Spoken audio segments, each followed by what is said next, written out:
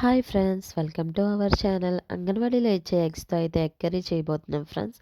దానికి కావాల్సిన పదార్థాలు: 2 ఆనియన్స్, 1 టమోటా, కొంచెం కొత్తిమీర, కరివేపాకు, పచ్చిమిర్చి, అల్లం వెల్లుల్లి పేస్ట్, అలాగే 4 ఎగ్స్, కొంచెం చింతపండును కూడా నేను నానబెట్టుకున్నాను ఫ్రెండ్స్. ముందుగా స్టవ్ ఆన్ చేసి కళాయి అయితే పెట్టుకున్నాను. దాంట్లో తగినంత ఆయిల్ వేసుకొని, ఆయిల్ కాగిన తర్వాత 4 ఎగ్స్ని అయితే యాడ్ చేస్తున్నాను.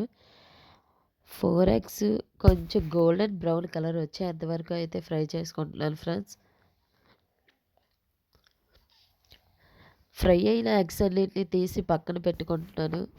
మిగతా కాగిన ఆయిల్లోనే ఆనియన్స్ని అయితే వేసుకుంటున్నాను.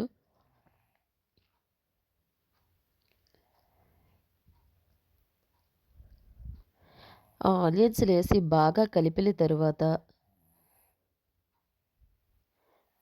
ఒక 3 మినిట్స్ తర్వాత అల్లం వెల్లుల్లి పేస్ట్ని అయితే యాడ్ చేస్తున్నాను. అల్లం వెల్లుల్లి పేస్ట్ యాడ్ చేశాక పచ్చి వాసన పోయేంత వరకు దాన్ని కలుపుతూ ఉండాలి ఫ్రెండ్స్. ఎందుకంటే అల్లం వెల్లుల్లి పేస్ట్ వేశాక అడుగు అంటుతుంది. ఆ అడుగు అంటకుండా ఉండడానికి కలుపుతూ ఉండాలి. నెక్స్ట్ రిమైనింగ్ ఇంగ్రీడియంట్స్ అన్నీ యాడ్ చేయాలి. టమోటా, కొరియండర్, కర్రీ లీవ్స్, అలానే పచ్చిమిర్చి వేస్తూ కలుపుతూ ఉండాలి. అది దగ్గరికి బాగా మగ్గిన తర్వాత రుచికి తగినంత సాల్ట్ని అయితే యాడ్ చేసుకోవాలి ఫ్రెండ్స్.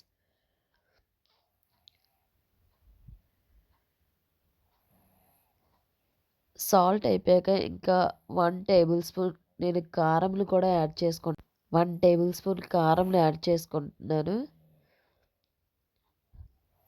కారం అయ్యాక బాగా కలిపాక చింతపండు గుజ్జు తీసిన రసమును అయితే యాడ్ చేసుకుంటున్నాను ఫ్రెండ్స్. నెక్స్ట్ అలాగే 1 గ్లాస్ వాటర్ను కూడా యాడ్ చేసుకుంటున్నాను. దాంట్లోనే బాయిల్డ్ ఎగ్స్ని కూడా ఫ్రై చేసిన ఎగ్స్ని కూడా యాడ్ చేశాను.